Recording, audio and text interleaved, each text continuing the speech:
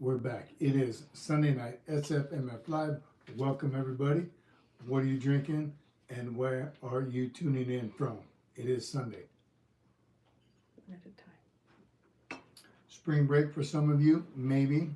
If not, just a regular old Sunday. Hopefully, you spent time with God this morning. We did another great service. This one was entitled, I Believe. A bunch of good messages throughout. Always take something away, and especially when we go in the morning, try to relate something to share with all of you. So I'll be sharing that in a minute. First, let's take a little roll call. Who's here? Sound good? Did I get a 5x5? We are leaving Charlie, says Heavy J. Annie Benani, always first. Where's Kimi Cocoa Puffs? Jake Awesome's here. Bryce Wilborg. In Semper Fi, ears open. Eyeballs click, sir. What's up? Matthew Askren is here. Carrie Anne-Marie Potts. Hey guys, hope you all had a good week. We hope you did too, and you're watching here now live, so you don't have to watch on catch up later. All right, JTB 1046. That's right. Backbone 1371s. Listen while on the row machine and dad duty in Atlanta. Get some, Matthew, multitasking. That's what you got to do. Dixon, first to go, last to know. Yeah, facts. We might be talking about some of that a little bit today, too. Jordan, love it, brother. I want to say thank you for the bottom of my heart for praying for me and my issues that have been going on, and I'm doing a lot better. I want to say thank you. All right. Yes, Carrie Anne-Marie Potts. Tonight. What's going on?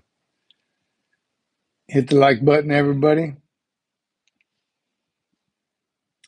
Look at Nate Banana drinking some OJ, getting that vitamin C. No, it's not. Are we good? Drinking some OJ. All right. A few topics tonight. It is Sunday. First, I'm going to share just a little piece that I took from this morning's church service. Things we're going to talk about. Keep this in the back of your mind. We'll hit it in a little bit. What's one thing you took from boot camp? Not physically, not whatever item you stole from the drill instructor or the chow hall, and of course all your belongings. But what is one thing? And here's a way to look at it: leadership traits and principles. Right? They taught you the basics there, but what are you still using today? They taught you the basics, and then the rest of your career enhanced them. Right? You learned the general orders. Right? You learned the 11 general orders in boot camp, and then you used them and enhanced them over the years. And it just got better. So it's easy to say general orders, leadership, discipline, marching, physical fitness, right? PFT, CFT, McMap. All those are basic things that they teach you to make you a basically trained Marine. And then over the course of your fleet time, all that gets improved upon and make you from a basically trained Marine to an awesome Marine. So those carry out. So something like an incident in boot camp that happened that like had affected or is affecting the way you conduct business now, right? Whether you're still in, reservists, officer, enlisted, doesn't matter. So OCS for you officers, anyone, something in your basic training that stuck with you forever. All right. And I'll tell a related story here in a little bit and talk about that. Counseling. How important is counseling? And we discussed counseling, but counseling in the military versus counseling in the civilian world. Does it happen the same? Does it happen in the civilian community? And how should it? Can it be improved? All right. Top G, William Wallace, Bryce Wilborg, JTB, JK7, Pickles, Chet Hanks. Good evening, everyone. Good to see you all on here. Love what we're doing here. Love when we see people new. First and foremost, we do have a membership option now that just came in. Membership option. It's been over a month now because it already rolled over to the second month. So thank you to all the members. And if you look on the comments, everyone in green, Marine Corps green, is a member, and they have a colored star by their name. What's the first color? What's the colors now? One is teal that I'm looking at right now. Colors indicate how long you've been a member. So if you'd like to, please join the membership. And again, thank you for all of our members now. Something else you're going to do, we're going to talk about leading or giving orders. Which one do your leaders do? Which one do you do? Which one would you rather have? Someone just to give you orders and you follow them, right? It's got to be like that. Or is your leader leading, right? Is he leading or just giving orders? Receiving orders and just giving. We'll talk about that a little bit too. And then we talked about base housing. I think it was even last week. Not just for the financial aspect of it and what's the pros and cons of both living on base or off base, but what about we didn't talk a whole lot about the different communities, where you live, what base you're on, and the quality of the barracks. I mean, of your housing, quality of housing, when it's been upgraded, what rank you are, and what section of the base you live in. So we're going to kind of discuss all that as well. All right, one more hello, and we'll get started. Good evening, everyone. It is SFMF Live Sunday church service this morning with the family. Something I got out of it was the message, I think it's probably for the month, is I believe. And something I took from there today was this morning, there was the pastor's wife was giving the sermon today. And she mentioned something about like, how would do you tell other people about Jesus? And just me personally, we're not talking on the street corner and you're thumping the Bible thumpers. You've heard of them, nothing like that. Just, do you talk to people about Christianity or religion? And then when I was thinking in my mind, because he brought it up, how do you describe God? How do you describe Jesus, right? Jesus, Son of God, or the Virgin Mary, the whole story. Do you talk about it like that and that's facts? Or how would you describe, like, speaking to God, speaking to Jesus? Do you pray? Do you hear from him? Just every different aspect of it. Do you speak to other people about it? I thought that was interesting. And if you do, or if you haven't, how do you explain it to someone? Say someone that's not religious, or even from another country, I guess, or your kids, right? How do you explain it to them? How do you describe Jesus? Not just physically, but obviously the whole Jesus. That wasn't planned. I kind of went out while I was listening to her talk to other things. That's what I was thinking of. How would I describe? Because my kids go to church. They love it. They go when I'm not here. They're not, oh no, not church again. They look forward to it. They go on other days, not just on Sunday. So they've grown up with, in this house, we pray to God. And it's rub off on them. They enjoy church. It's not trying to get, oh, let's go, wake up, we gotta go. They're normally up and ready before me. So I know it's for the love of God that they go. But again, as this woman was preaching this morning, I was thinking, how would I explain God for the first time to someone, or Jesus? So that was the message for today. Again, God bless you all. Thanks for being here. Great community.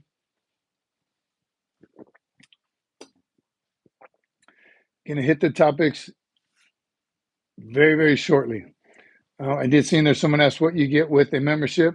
So membership right now, what we plan on doing is, when you get, obviously your name changes, you get the star. We're going to put some emojis on there. We're going to do plenty with it soon. Just one level that we have right now, and that's $1.99, and it's on our description of the channel. We're going to do some behind the scenes, some early release of shorts and videos, and then out to the masses. We recently did a free sticker for all members. All they had to do was text that number, and they got a free sticker. Let me know when you guys received those of you that did it and received it. Let us know. That's our membership. Again, we're experimenting with it. We're going to get bigger and better, make some more levels, so we're for some more access. Some of the behind the scenes stuff might be pretty funny. All right. Good evening, David Bryan is here. All right. Sometimes I tell people God isn't a Pez dispenser. He's your feel-good genie. You have to put in the work and work on a relationship. That's awesome, Heavy J. There's more focus in the world that can block the powerful march of the army and the people. Great comment. Small glitch. Some major still leaving Charlie. Small glitch. Everyone's still good? 5 by 5, we're good. All right. So again, one thing you took from boot camp, a lesson, something. Try to weed out all this stuff. Oh, I can do more pull-ups now. But you didn't take that from boot camp. You were taught it, and then you enhanced it later on in life. Your discipline, your marching, your McMap, all that cool stuff that we do in boot camp, teaching you to be a basically trained Marine. And here's what made me think of it. I remember early on in boot camp, I was the guide. We might have been second phase. I think it was just still first phase. I was a guide, and one of the other drill instructors came up in our house, and it was always scary when drill instructors from other companies come. Either they mind their business, go on the duty and go right back out, or they're going to spend a little time with a platoon that's not theirs. That's always fun as a drill instructor, too, because you can thrash them. So now this was a senior from downstairs, and he came upstairs, and he was talking with my senior, and the senior's like, "Guide, get him up. Get the recruits out," while he talked with the other senior drill instructor. So I was like, "All right, let's go, everybody, get out, get outside." Whatever I was doing, I was yelling at them, "Get outside, get outside." And we had just finished. We were still finishing getting dressed, is what it was. So I had to, hurry up, finish getting dressed, and get out. So the whole time I was standing there yelling at the whole platoon, "Hurry up, you're moving way too slow, you're moving slow." I was still getting dressed. I was tying my boot. I wasn't dressed yet. And even once I was done, there was still a couple stragglers. I was like, "Go, hurry up. Why you must?" Dogging them for being slow. Then that other senior drill instructor, he was on his way out, and he stopped and he kind of watched me for a minute and scared me anyway. But he came over and said, "Why would you expect anyone in here to move fast?" I was, "I'm the guy, and that's the orders I was given." And he said, "No. You stood there moving slow as heck, just yelling at them to hurry up and get out when you weren't hurrying up to get out." It's like, wow, you're the worst guy in the world. You're fired. Could you try again? Obviously, he couldn't fire me, but it scared the heck out of me. And it's a message I remember. Wow, that was 30 plus years ago. Still remember it today. And obviously, later on, it's leadership by example. It's another way to put it, but just how I felt as the guide, as getting everybody out. I'm in charge. I'm trying to do the right thing. And I wasn't doing what I was telling them to do. So, lead by example. The other message is I'm getting at is something, and I know it happened to all of us at different times throughout our career or throughout your time in boot camp or OCS, but that one to this day always sticks with me when I think of lead by example. Many other things, many things you take from boot camp, lessons, moments,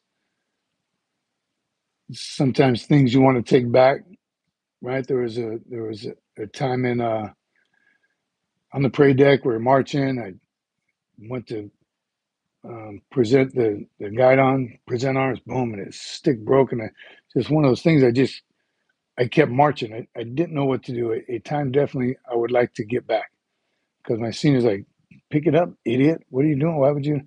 Can you sometimes get so focused on just that one task that you don't want to lose your common sense.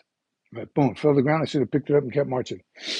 So there's times like that luckily, again, and that's what boot camp is designed to do, to break you out of all those poor habits, bad habits, laziness, selflessness, right? Or selfishness before you go. And by the time you leave, you should be selfless. Another hard trait to, I think, to hone, because I think most selfish people don't think they're selfish, right? So there's a way that you have to communicate to them, or to them, or let them see it. Leaders, it happens to leaders a lot of time. They think that everything's going great because everything is going great for them. pretty selfish thought process, if you ask me. Just again, back to the drill instructors, selfless individuals. They have no time to themselves, no time to their family. They're spending all the time, and all they're trying to do is make you a basically trained Marine. They're trying to make you their replacement someday. Very selfless act to do over and over and over. Yes, you're a Marine, your duty, you volunteer for it, whatever the reason you're there, to have put out a good product and care enough to train those individuals. Like when that senior drill instructor from another company, he didn't have to stop and tell me anything. What was his reason for teaching another platoon's guy to make him maybe a little better? That's the selflessness in just being a Marine and things we learned down there at our basic training. All military. I know that all the military teaches that, but is that something you can take and hone on it over the years, over the decades, no matter when you went to boot camp? And I think it definitely is, and it should be. And it's all back to the other leadership principle: know yourself and seek self-improvement. But first, you got to admit that you have a selfish problem. You do things for you and not everyone else. So interesting how that all ties. I'm telling you, everything we do in our life is leadership. Somehow, some way, it directly relates to the type of leader you are, the type of leadership that you've been experienced or you've been exposed to, right? I got to believe my entire career I was pretty spoiled with good leaders. Of course, yes, the bad ones here and there throughout, and the higher you go, the more you see it at the top level. Because as a young Marine, I got to believe that every staff and SEAL and officer was awesome. But as you go up in ranks, and I knew who the birds were in the Lance Corporal community, right? You can kind of even see in the NCOs, but the higher you go, the more you're exposed to more selfish leaders or just individuals.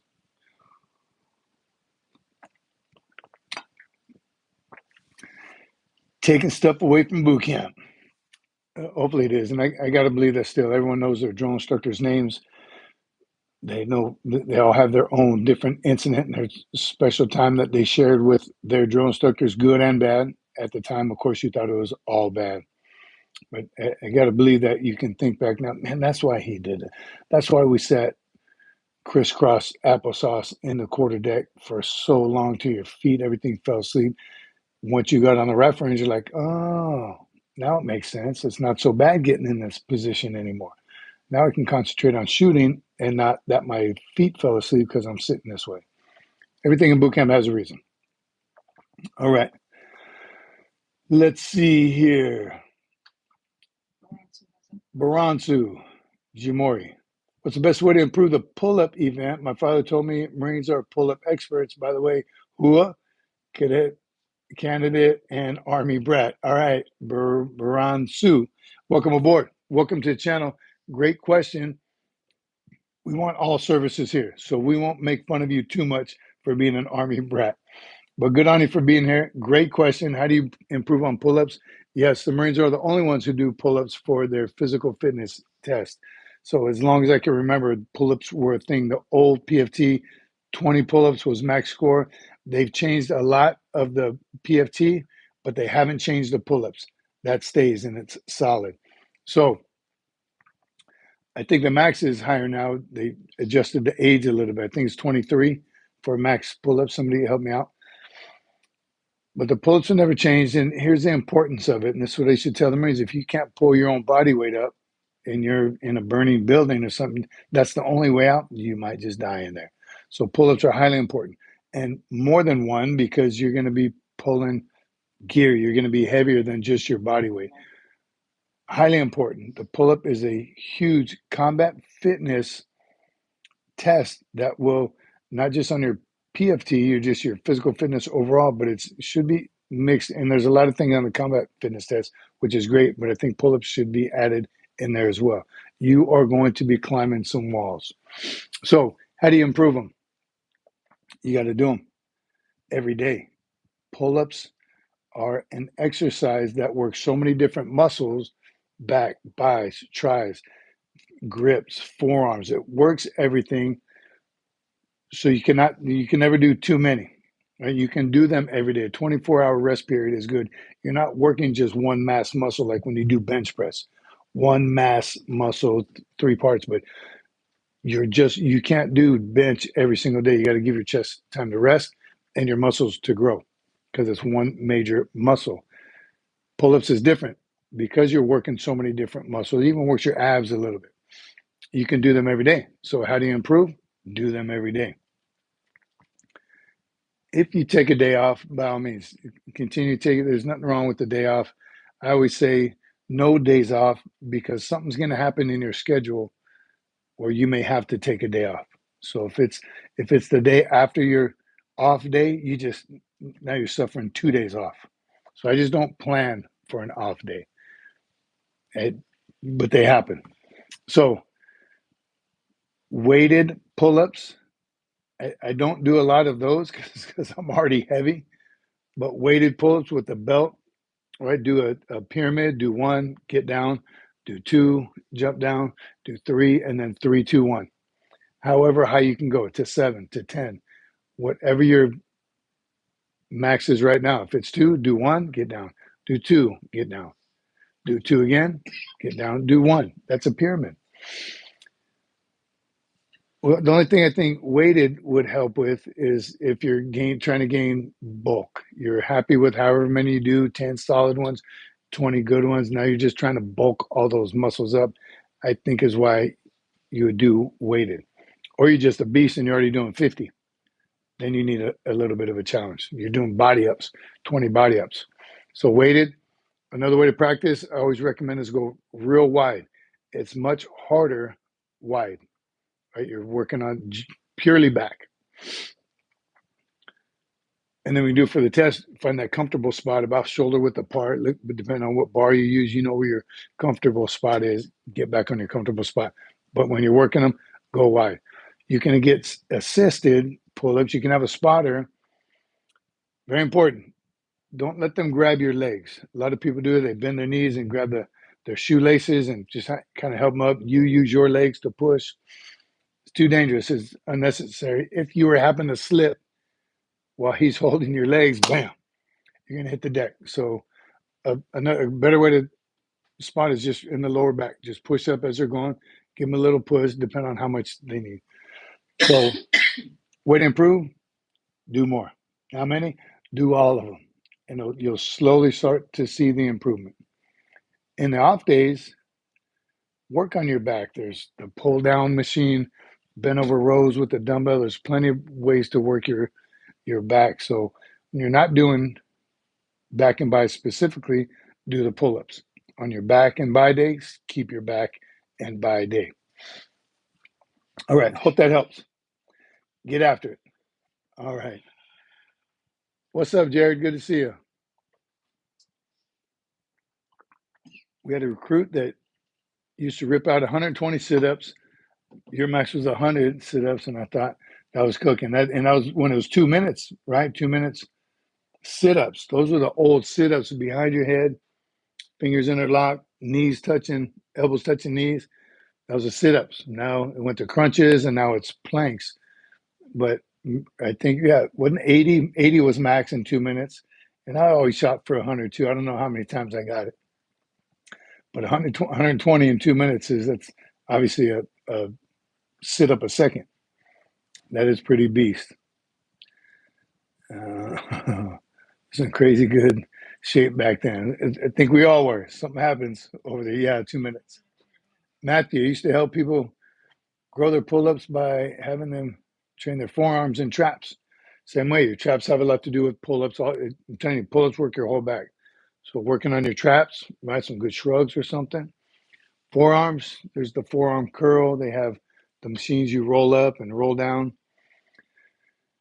What I try to do is just not ever use straps because that'll kind of build your forearm. You use a lot of dumbbells when you're working out that builds your forearms too. But definitely, if you lose your grip, you might still have strength in your back. But if you don't have a good grip, you're not going to get that last pull-up. Okay. All right. That's how you prove your pull-ups and PT all around. Just run every day. Okay. The other topic we're going to talk about tonight is counseling.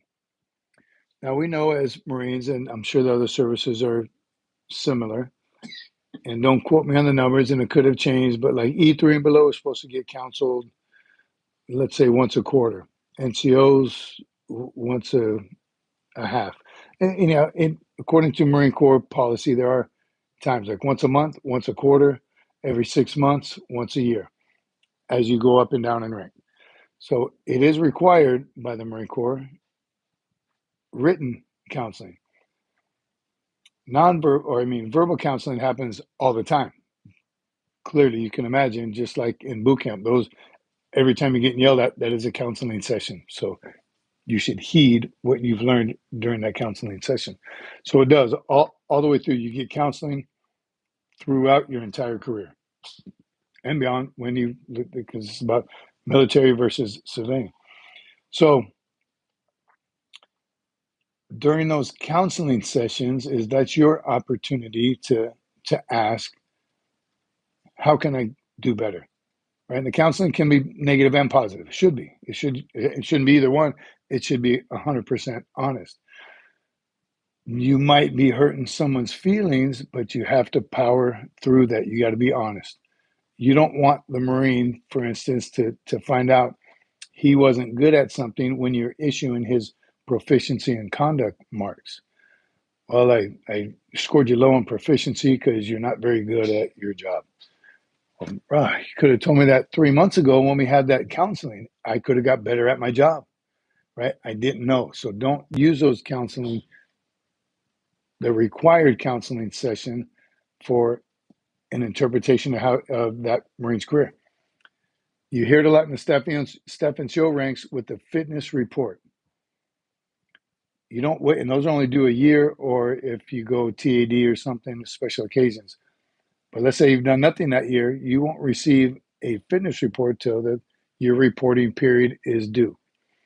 So in that counseling session, that signing of your fitness report should not be a counseling session like, yes, you kind of suck here, here, and here, and that's why I marked you low. If you had never told them that prior to, hence the periodic counselings throughout the year. And I got to say, I think the Marine Corps does a pretty good job of it, right? Some units stress it a little more. Some leaders stress it more than others.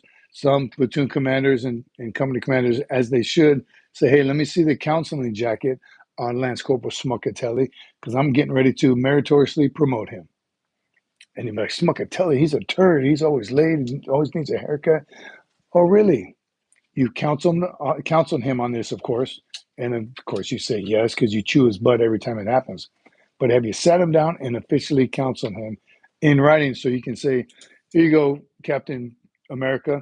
Yes, I written counseling here, haircut, 3 in a row.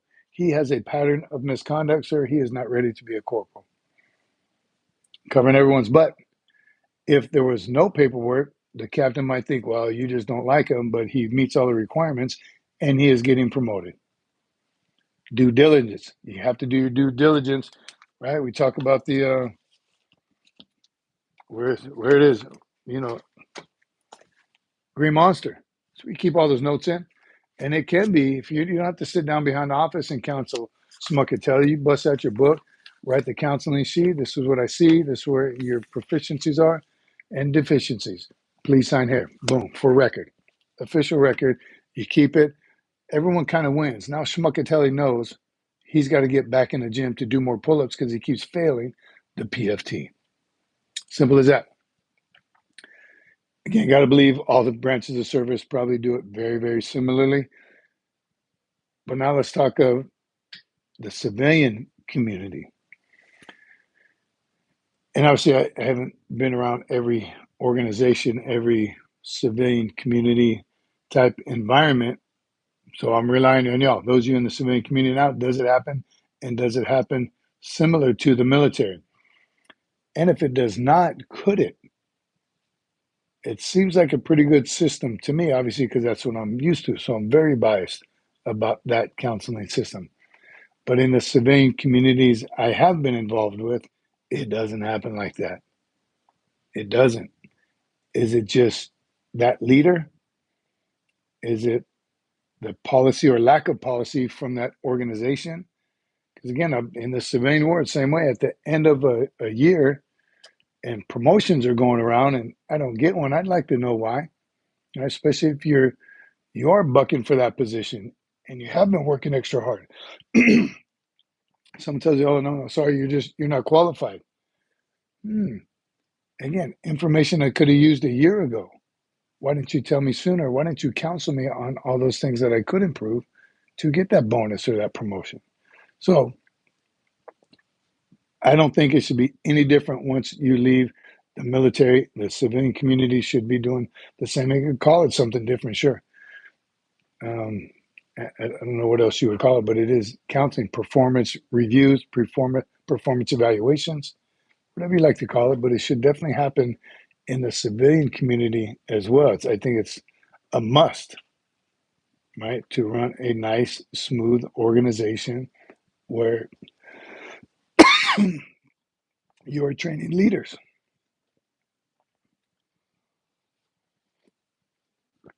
You've heard that term, work yourself out of a job. That means because you're training your organization so well that you can work yourself out of a job. You literally can take a couple of days off and nothing would change. Right? Weeks off. You should be able to take weeks off and the organization would still run.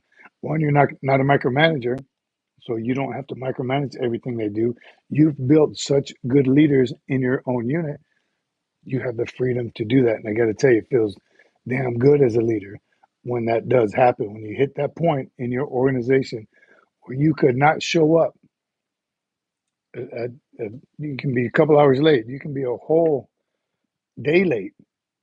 And deep in your heart and of hearts, and you can look at data that nothing changed that day because you have trained them or you have led them to that point.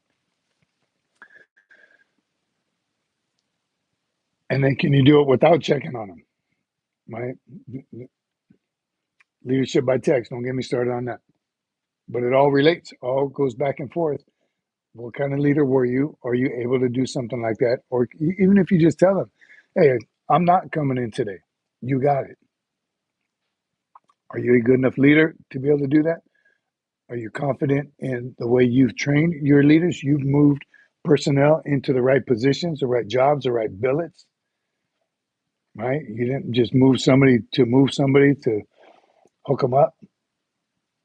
It's a legitimately earned position. If you've done that, you can leave and it will accomplish the mission. All right, here we go. Quick roll call. Who do we got here? I see Carlos Diaz. I haven't looked at the screen in a while. Everyone, Carl Green. What's up, Carl? Jared, who said hello to David Bryant.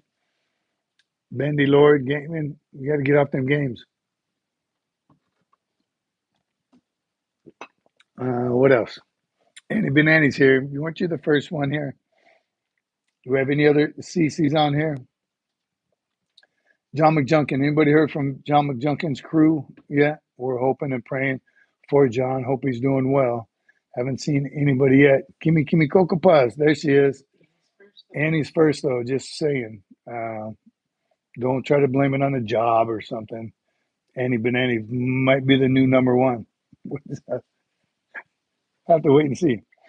MJ, yes, sir, Major. I went on personal leave for 2 months, and they couldn't wait for me to come back, and they tried to push paperwork they couldn't get fast enough because they missed you so much, I'm guessing.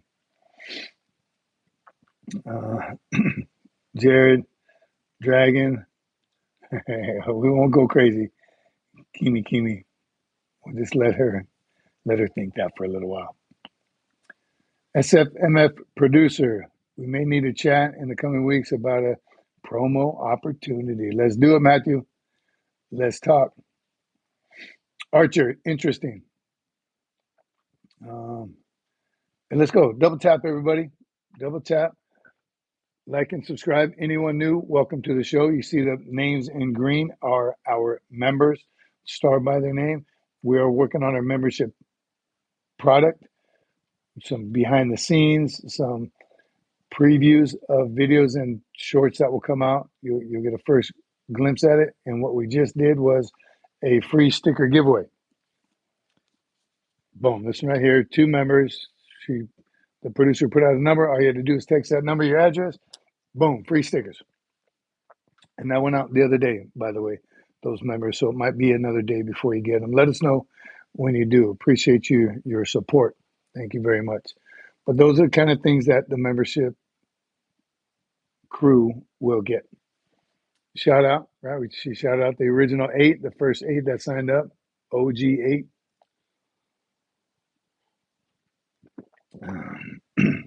So welcome everybody. All right, Heavy J says, how hard was it to turn off drill instructor mode? 2 parts to that, and that is a great question. It really is, because some still don't, or some do it easier than others.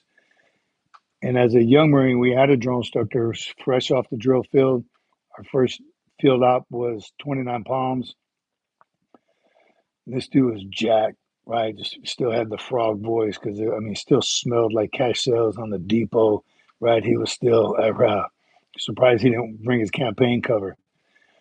But what he did instead is starched his desert boonie to look just like a campaign cover. And he was intense. He was motivated. He was physically fit. He was all the things you think of as a Marine drill instructor. But quickly into our deployment, we're like, man, I want this guy let it go. What's wrong with him? We're not recruits. He's not on the depot anymore. Years later, look back, man, he was just motivated. He just wanted.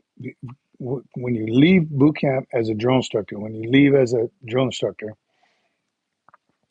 you know the capability of basically trained Marines. I'm talking about drill and discipline and physical fitness. So by the 3rd phase, they're good to go. You're motivated, and it's just being around them. And then you get to the fleet,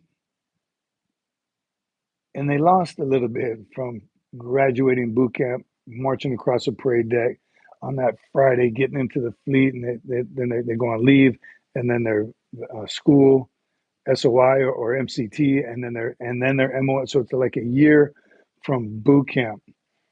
And sometimes within that year, a lot of bad things happen to some Marines. And here you are, drill instructor, leaving the depot, everyone's squared away, and you get to the fleet, and you have the birds. You know the birds I'm talking about. The salty Lance Corporals, the low regulation haircut, not wearing a t-shirt under your camis, all those things that these guys have learned from other birds in their unit, because the Corps sucks, and the Corps did this to me, Corps did that to me. He's always asked those guys, wait, are you in a different Marine Corps than me? Because none of that stuff ever happened to me. Corps been good to me. You got to kind of wonder, is it the Corps or is it you? So at the end of the day, that drill instructor has to realize that. And that was one of my, same thing, left the depot, got to my first unit. I was a platoon sergeant, met the platoon commander. He was good to go. Met the Marines. All right, tomorrow we'll start. And the very next morning, I'm calling roll by the clipboard, one, because that's what I'm used to, and I don't know any of these 36 Marines by name. I get to name Smith, and it's like, he's not here yet. And me, I'm like, well, why not? They're like, he was completely nonchalant. I'm like, well, he's always late. He's always late. And I looked around, and everyone's like, yes, Sergeant. And we're all okay with that? So I called everybody else and called him again. Smith, no, he's not here, but he'll be here. Was the NCO's answer to that. He'll be here. He always shows up, but he's typically late. It didn't register. I couldn't fathom how that was okay. It has happened more than once. Twice, sure. Flat tire, run out of gas. Maybe alarm didn't go off. That happens. All those things happen. But this has happened with this kid so many times, they don't even expect him to show up on time. They know they're going to call roll, if they even did call roll before I got there, and that he'll eventually casually stroll in and start the day. And they were all okay with that. I wasn't. And I don't want to, and I knew consciously not to go in there like a drill instructor because I didn't want them to say that about me. Man, let it go, man. You ain't a DI no more. So it took everything in me to tactfully ask, are you out of your damn minds? You're going to let this kid come in? And sure enough, he came strolling up later, parked his car, married Marine, lived off base. And he walked up like he wasn't late. So I let him have it. And the other NCOs, the other squad leaders, his squad leader in particular, and told him, like, this is the last time you'll ever be late. And he wasn't late anymore. And I don't remember how long, if it lasted forever, but someone just had to tell him, no, you're not. He probably was late one time, legitimately. And like, wow, they didn't really care. They didn't get mad. So he made it a habit. So that was a hard transition for me going to the fleet. And I'm sure somebody told me, hey, it's not the drill field out there, it's the fleet. Don't forget where you came from, kind of thing. So it took a little while. It took a lot of discussions and reminding myself that no, these aren't recruits. They're men and women. They're Marines, and I need to treat them like Marines. The easy part was I left the fleet as a sergeant and I came back as a sergeant. It was only 2 years. The depot was 2 years when I was a drill instructor. So I wasn't gone that long. Yes, I was, I got brainwashed too as a drill instructor, just like the recruits do, but it didn't, it took a while for me to transition over, but I was aware of it. And then some DIs just never let it go, right? Or it just takes longer than others. All right. All right. Let's see. What do you got? You got a question? There you go. Jared, Iran Contra was after the Iran Contra was after you were discharged, David. Matthew said, when I was at Corporal's course, the gunny they brought in to teach drill loved to call us recruits. People made excuses for him. So it's funny, that's along the same lines. I remember answering the phone a couple times. Drill Instructor Sergeant Cece. And even I gave a brief shortly after. I don't remember what it was, I think it was for a corpus course, in fact. They had me guest speaker or something. And as soon as I started, no, they sent me to school. Like an instructor, I don't remember the name of them, but ended up getting college credits for them later. How to give a period of instruction to TQL, and I don't remember what they were, but they were instructor type schools that I went to, 2 of them. And I remember the first time I was, and part of it is giving a speech to the class and getting graded on TMI, 10-minute class, 10-minute TMI, technical military instruction. So I started my 10-minute TMI just like this. All right, my name is Drill Instructor. I was like, crap, not anymore. Good afternoon, everyone. My name is Sergeant Cece. I'm giving this next period of instruction on. So that definitely does. Doing it intensely for 2 years, obviously it's going to take a little while to break out of it. Not bad. The clock is out, Heavy J, so appreciate you.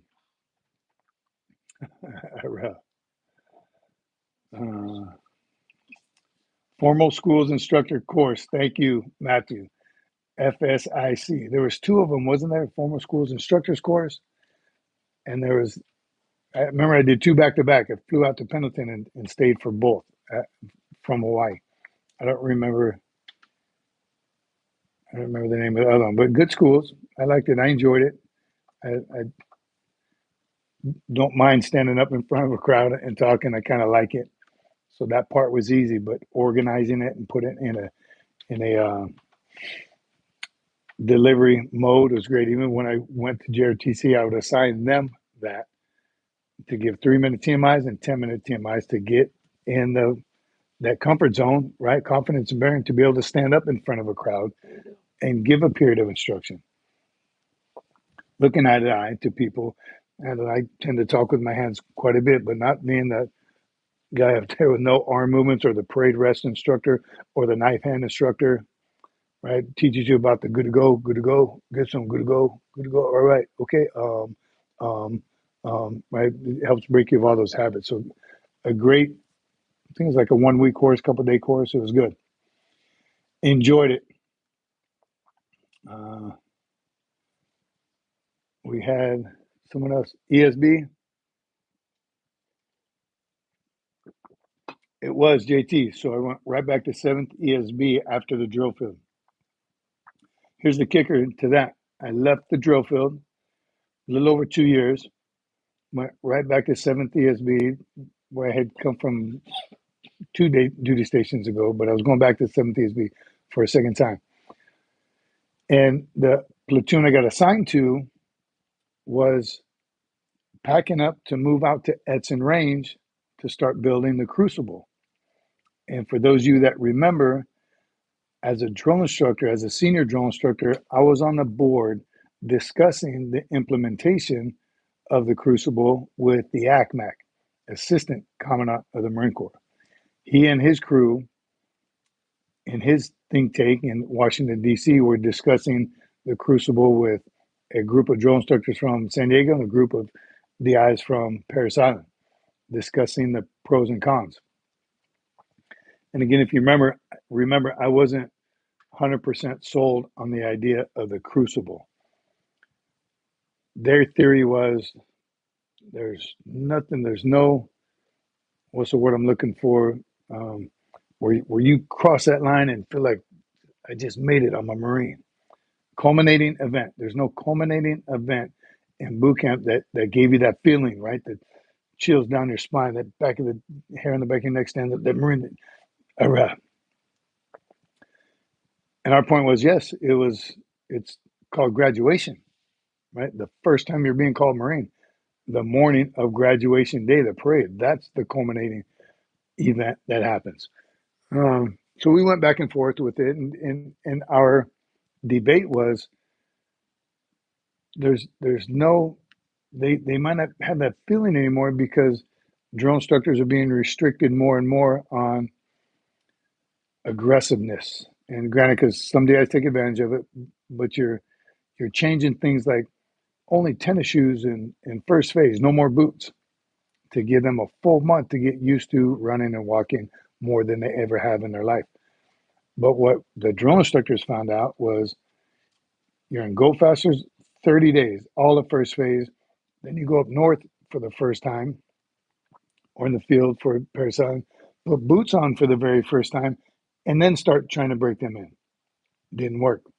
Didn't work at all. It hindered us from doing our jobs. Because now they're up north. Now they're on light duty. First phase stopped a whole lot of light duties, right? There's no lower extremity injuries. And they thought because we put them in tennis shoes. Great decision. It wasn't. The drill instructors had to adjust off of that policy that they probably made in a box and didn't get with the DIs. Would this work? How do you feel about this? Or try it with one platoon, even a whole company. Try it. What it caused the DIs to do is have the recruits wear their boots as soon as they got back to the barracks in the evening, overnight. We had them wear them in the shower the first couple of nights just to get them wet, break them down. We still broke them down in first phase. Shh, don't tell nobody. And then we'd have them wear them on fire watch. Anytime in the house, if we were going to thrash and we're going to do drill in the house, set up the mini grinder. We'd say, first, put on your boots. And you got 8 seconds. Put on your boots. Now set up the mini grinder. That just gave them more time in their boots. So still, by the time we got to second phase, they're broken in. Not due to the policy, right? That's that lack of transparency, that lack of taking an after action report, reading it, and then following through. Before you make a decision, get with the people that it's going to directly affect first. Could easily solve all that. So what are they doing now? Anyone recently out of boot camp?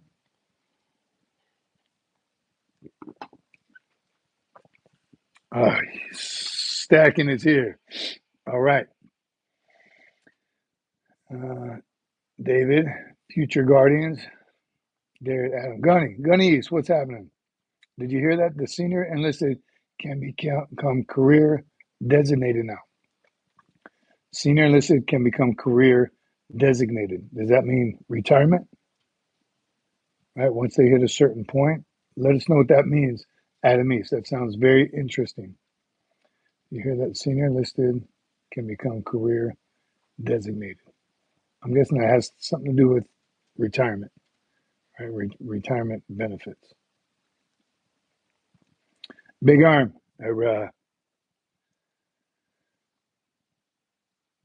no more reenlistment after a certain point. Wow, very cool. I like that. I think that's a great idea.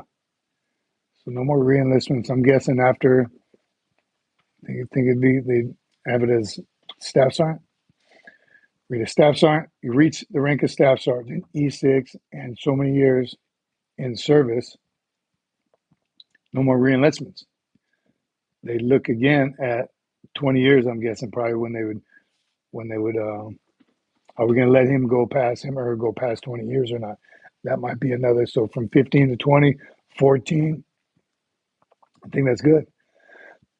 It saves a lot of time and effort, a lot of paperwork. Reenlistments are cool, though, so that's, I don't know how I feel about that. No more reenlistments. But you've done enough up to that point, I guess, when you're senior enlisted. You can keep pushing on. But that's cool. I like that. I wish I knew do you know what the rank and time is?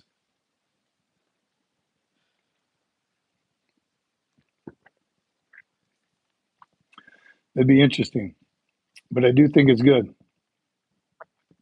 The Vila asking, what is my opinion on recruiters? We've talked about recruiters on and off quite a bit. I've done a couple of shorts on them. Nothing but respect for the recruiters. Love to be in a drone instructor. I always wanted to be a recruiter also after DI. Want to be DI first and then later on in my career. It never worked out. Not a huge regret, but I would have liked to experience it. I told the story before. We were drone instructors. In between one of our breaks, we had we had like a 10-day break.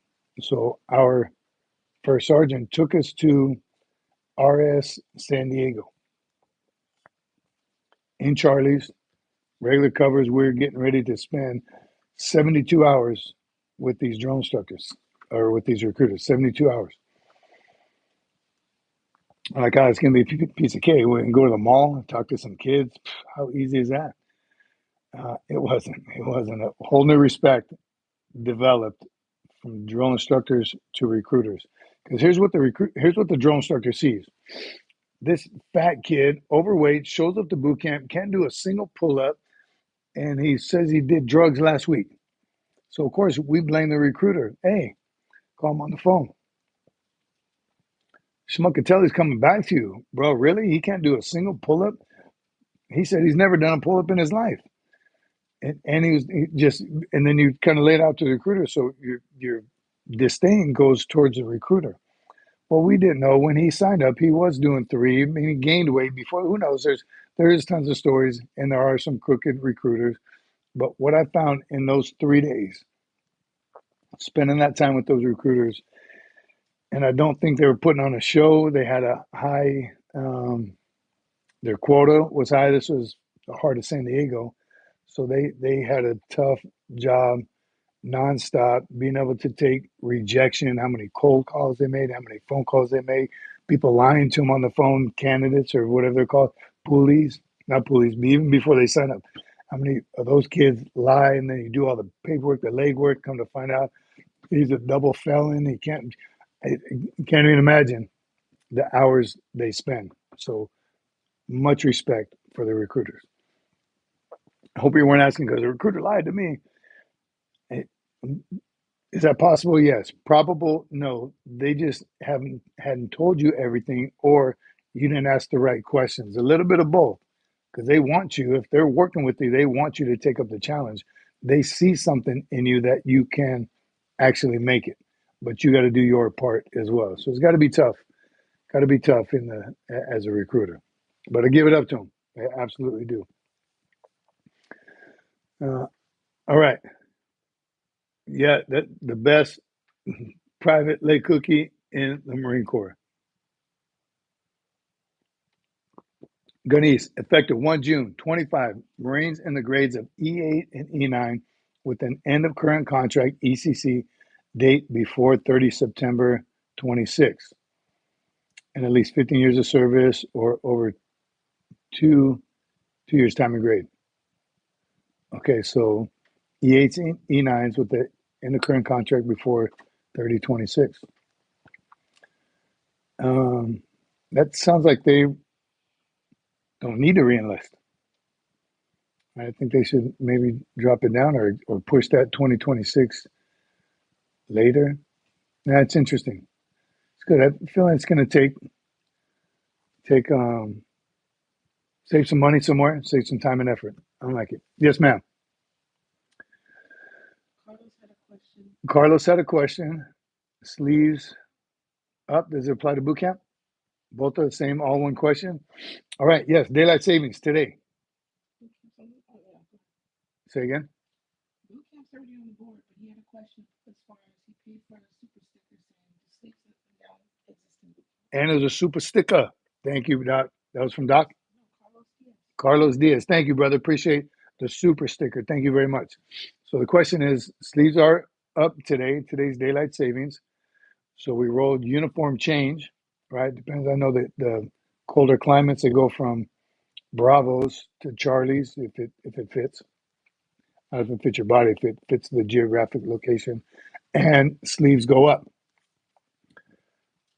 almost all around the world. So sleeves go up. Does that apply in boot camp? Yes, it does. So the drill instructors better have been working on teaching the recruits how to roll their sleeves prior to this day, and I'm quite certain that they had. The winter's easy with the platoons. You teach them once how to roll their sleeves, but you don't spend a lot of time on it because you'll never roll your sleeves in the winter in boot camp. So it's a good transition period. Rolling them down right in the fall is easy. You just roll them down now. But rolling them up is a process. I did a short on it. I talked about it before. There's many different ways. Not many, but there's at least 5 different ways that you see people, Marines, roll sleeves. Different than the other services, for one. You know, the Army, I think, is the one that does the inside out, the very last, so you can just pull your sleeves straight down. I think that's pretty cool. I just don't like the way it looks. Obviously, I'm used to ours. But there is a sleeve rolling process. And it just like the rest of your uniform. You want your cover squared away, haircut, shave, all that. You want your sleeve squared away as well. And it takes time. You can't do it while you're wearing it, right? You have to have a little process, and there's videos on them. Lay it out on a table, something flat, so you can actually, on your bed, on your rack, wherever you are, you're at home on a desk or something, so you can actually get a good fold. I think the easiest secret to it is if you make that very first fold the width of the cuff, and each fold after that should have no problems. What happens is, you know who you are. You want to put the fold on the underside of the seam, so when you fold it, now it's like this big when you get to the top, and you want to try and push your arm through that teeny tiny hole, so by the time it gets up there, your fingers are blue. Make them tight, but know how much of a fold you got to put in it. Don't make it so tight you can't get the blouse off after. I had to cut sleeves off a kid before because he couldn't. Which one? Oh, how to? I said definitely. Love to do a how to. And again, in JRTC, I would. Huh? Wednesday. Do it right here on this table? All right. Wednesday. I'm going to do a how to. Not just a how I did it, right? Because there's a couple different ways that people find, and I watch them weird fold and they keep their finger here. There are different ways to do it, so definitely, I'll show you how I do mine. We'll do a how-to video, sleeve rolling up.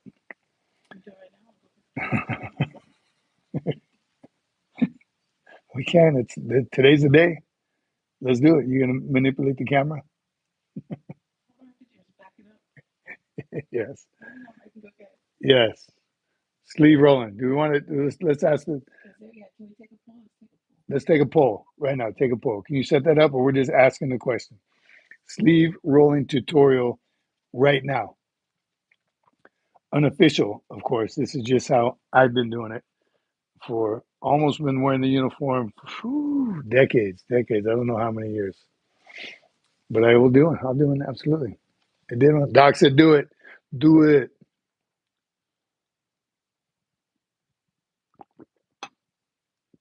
Adami says yes, but the Marine Corps did deserts with sleeves down and greens with sleeves down. So remember, is it something official right now? Oh, that's right. Guns? No, I saw that too. What is it? It's, I think summertime is desert. Summertime? Oh, we're doing that again?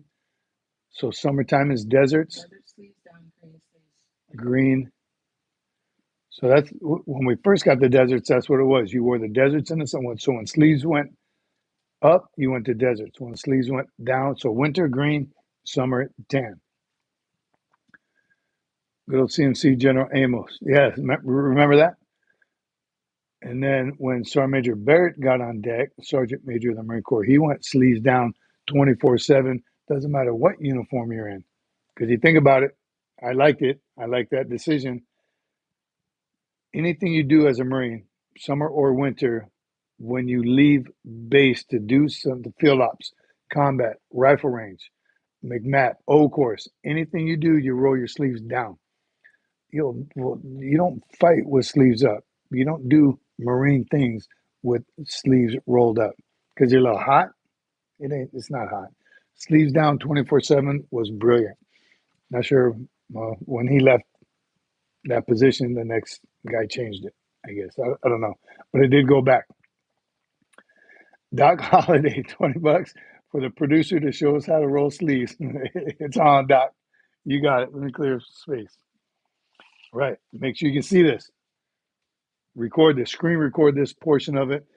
And those in your shop that have those gunny rolls, you know what I'm talking about, you gunnies out there.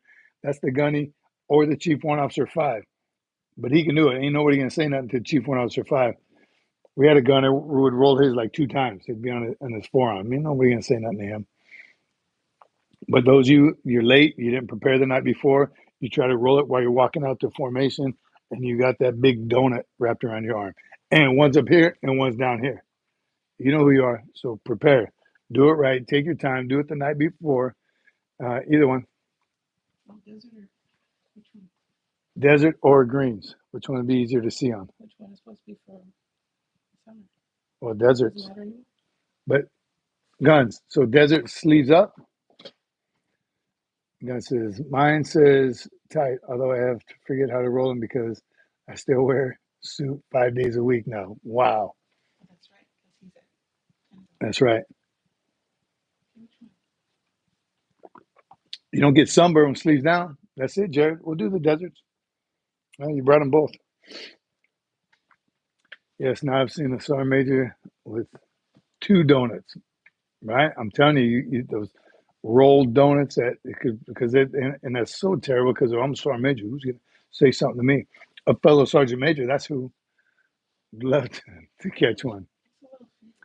It's a little faded. It's 2025 roll greens. Greens. Let's do a green since they're rolling greens. The one in your left hand. Killing me, Smalls. You're killing me. 150. Thanks, Heavy J. All right, tutorial on sleeve rolling. Give me a minute. Remember, again, biggest thing is just like you don't tailor your uniform to fit your body, you tailor your body to fit your uniform. Who told me that? Someone on here said, I think it might have been McJunkin. So if you want your sleeves to be tight, go to the gym, do some curls, work out, make your arms bigger. Don't try to make your sleeves tighter. And don't be one of those clowns that get your camis altered so your sleeves are tighter. Mm-hmm. What are you talking about? How about PT gear? Don't you dare get your PT gear altered or your Charlie shirt altered to make your arms look bigger.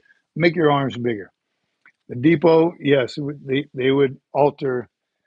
The drone instructors altered their Charlies. That was just to get that to unauthorized though. The depot would do it. And I remember Mama San asking, how do you want me to take this in? Do you want it tight or sexy? I'm like, not that tight. You got to be able to breathe. But they would. People would alter their Charlies. It's unauthorized. your blue coats, your blue coat and your green coat and trousers are authorized to be um, altered. Don't do it. Here's how you do a blouse.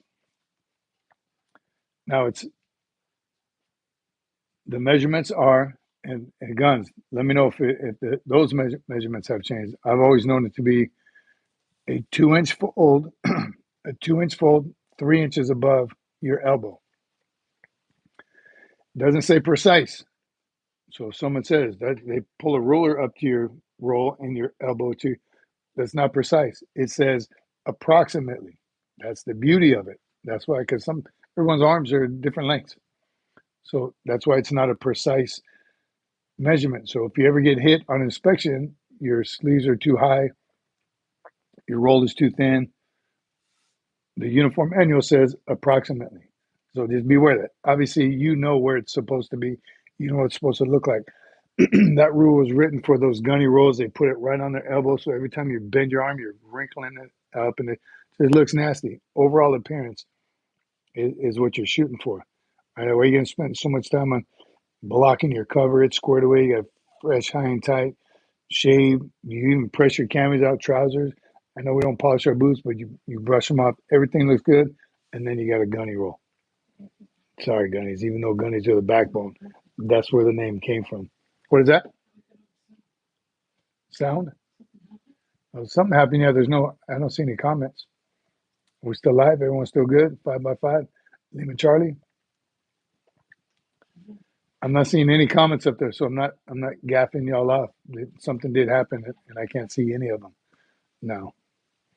Oh, there they go. Matthew's back up. Lima Charlie. No pressure. No pressure. I got this. We're rolling sleeves for a little bit. John McJunkin's crew is here. Is that you, John? Hi, so Major. Uncle John is taking a break from being on here. He's still recovering. So Gunny, Miss Yokum, and myself are holding it down for the business. And I'm here for our patrons. Well, thank you. Thank all of you for covering for John. And again, send him our best. Let him know we are still praying for him. Can't wait to see him back on here. I'm adding up his burpees. Let him know. I'll add him up. I'll be generous when I give him the total. But please let him know that we're all thinking about him. And we got his back. All right. Lima Charlie, still Lima Charlie. We're good. Here it goes. Tutorial on the way this guy rolls his sleeves. Let me know, or I guess you'll stay there. Fresh, second. Fresh set of camis, and this table is actually kind of perfect for it. An ironing board works just as well also. And I would have an iron. I'm a little OCD, so I would have an iron with me, hot and ready to go. I would run over the sleeve once or twice, just the crease that's already implanted in the camis, that doesn't go away. So refold it right on the crease that is still there. Flatten it out underneath, right? Work it a little bit. And this is when you're listening to your favorite podcast or SFMF channel, right? You got some music going, chilling with everybody. And can you see? Yeah. So the cup is already there. That's approximately 2 inches. That's about how big your cuff needs to be when it's up your arm. So if you fold it directly on that cuff every time, every fold, you got the size. And you just have to have the proper distance to your arm. Now here's the trick. The blouse is face up. Here's a trick for those of you that want to sleeves up, guns out. Here's how you make it tight so you can pop them biceps. So blouse up, right? Just as if you're wearing it. You don't need to button it. And then just right back to my working area. You've worked this out. Put the iron over it a couple of times just to make sure it's all fresh. And when you start rolling, you don't have a wrinkle. Here you go, your first roll. Oh no. So if you want to, because this is pretty big, I don't think nobody's bicep is that big, and you want it to be tight, so your biceps pop just a little bit. So here's how you get rid of that extra material, and it's even hidden under your arm. You just fold the whole blouse over, nice and neat. So you have this little fold on the bottom of your sleeve. the bottom, just the underarm, right at the armpit. Am I still? Let me know if I ever get out of camera. That's a pretty big fold right there. You won't get it on the first roll, and you'll see that here in a minute. But as long as you maintain that, kind of massage that as you're going through, that's how much tighter your roll is going to be. So the first one I don't worry about. Can I stand up?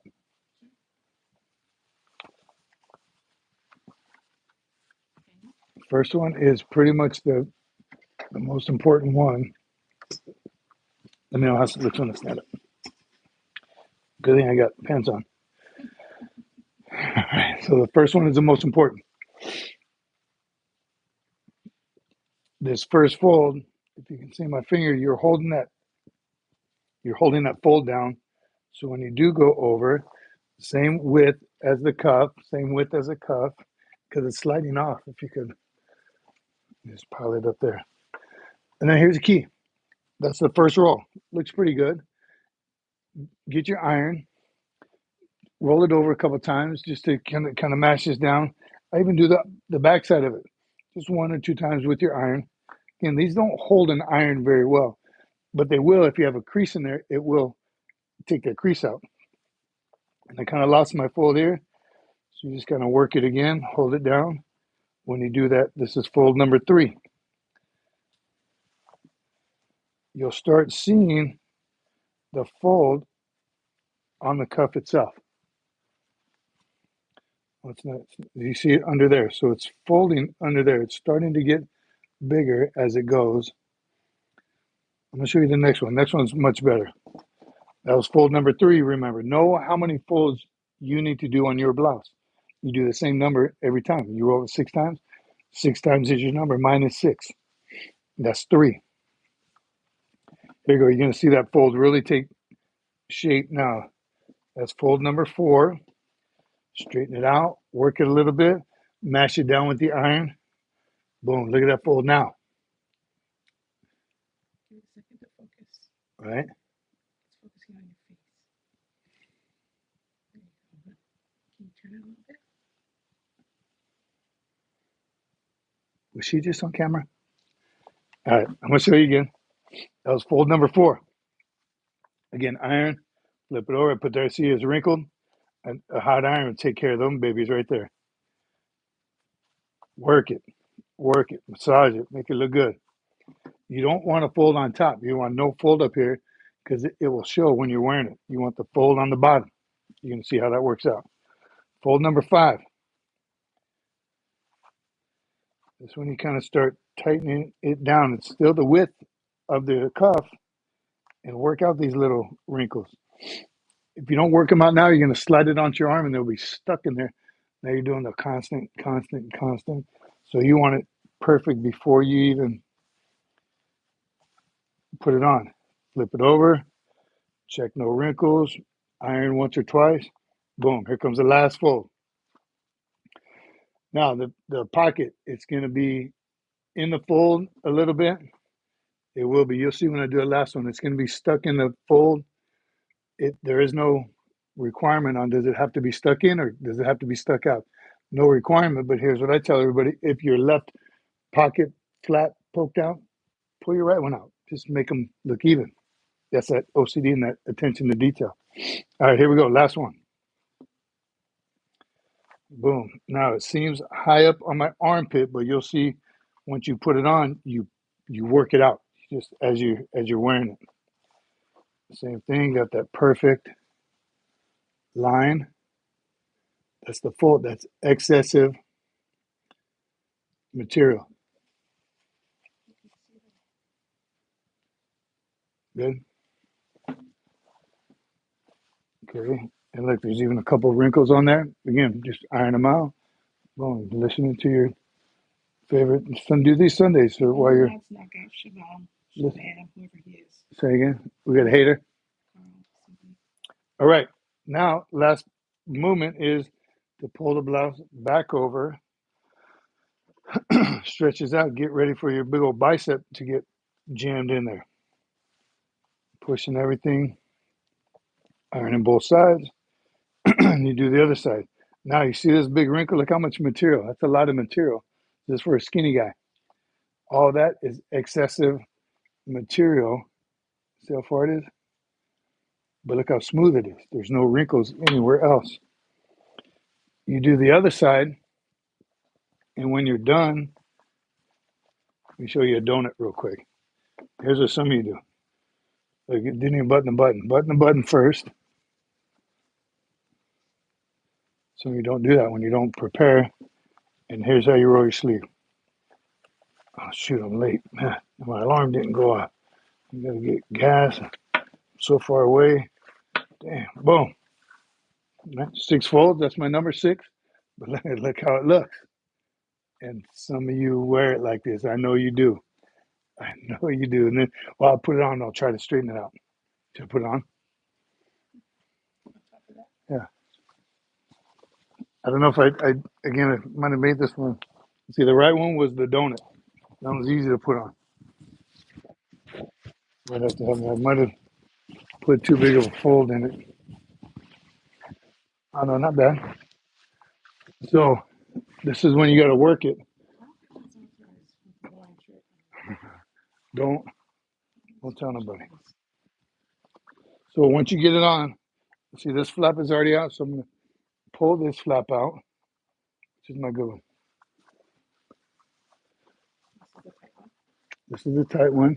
Remember that big fold, that big nasty fold? You're like, man, it's going to look disgusting. And you don't see it anywhere. It's nowhere to be seen because it's underneath. You see that? Underneath. And as you maneuver, as you go throughout the day, the flap is where? Yeah. The flap is outside because this one was already out. This was the booger one, though. I would definitely redo this one. See the wrinkles in this one? Right? That one doesn't look as good because I just quickly rolled that one up. This one I took time with, didn't even put an iron on it. All right, sleeve rolling. Now, again, these are a little tight. When you take it off, you don't want to destroy the sleeve too much. Sorry. Should have had a t-shirt on. Of all days, I didn't wear a t-shirt. So even when you take it off, kind of work it a little bit. Top, bottom, shake it out. Look at it when you're done. Put it on the hanger. Hang it up. And then kind of every now and then just walk by before you put it on again. Just kind of make sure it's still good to go. If you were sweating that day, you know by the end of the day, they got nasty and they got loose. Unroll it, do it again. That didn't take long at all. And that was a tutorial, so I was talking half the time. So if you put some time and effort into it, you can have some good tight sleeves to where somebody's going to say, wow, look at that, tight sleeves. Can you show me how to do it? That was just one way. Again, there's other ways. People have their own little tips and tricks, right? They know how big to make that fold. You just want that excessive fold underneath your arm. When you're at the position of attention, you can't see that excessive fold. But it is all your personal appearance. Marines are very judgmental, 100% right off the bat. First thing you notice is their size, right? If you're extremely overweight, then your haircut and your mustache, if you're wearing one, just your facial shave cover, right? And then your sleeves. If it's summer and sleeves are up, you kind of judge someone by their sleeves, right or wrong. Marines judge Marines by appearance first. It could be the best mechanic in the world, but if you look like a bird, you're not going to get that benefit of the doubt. When they do pro and cons, when it is time for promotion or a good TAD, right? You want that jump school so bad, but when I look back and think about you, your sleeves are nasty all the time. Could that be a reason to not allow you to go? Hope not. Hope you're that good that your sleeves would never even look like that. That's kind of the thought process for me. Boot blouse is kind of the same way, right? The gunny blouse. That was a gunny roll I showed you, and then the gunny blouse is when they blouse their trousers at very low as possible, resting on their boots, Don't do it between the first and second eyelid. Yes, ma'am. You in the front. Okay, so John McJunkins, the later list, he says, why should the pockets be folded up since it may be used to carry extra mags or other things? Great question. So that goes right into the question was, why should the sleeves be rolled all the way covering the pocket? What if you need to use that pocket to put first aid kit, a tourniquet, ammo, chow, whatever it is, that pocket can't be utilized with it rolled up like that. Sergeant Major of the Marine Corps, Sergeant Major Barrett, that's what his thought process was. And we never rolled sleeves down the entire year. And even now, again, I said earlier, when you go on the range, McMap, O course, in the field, to combat, sleeves are down. Why wouldn't we just leave them down all the time? Warmer climates, because it's hot, well, it stops you from getting a sunburn. You see people that work in the fields, do they wear short sleeves or long sleeves? They wear long sleeves, gloves, hat, beanie, scarf to keep the sun off of you. Makes sense to me. Sleeves should be down year round, my opinion. All right, so yes, you do need to utilize that pocket, and you can't when we roll it up.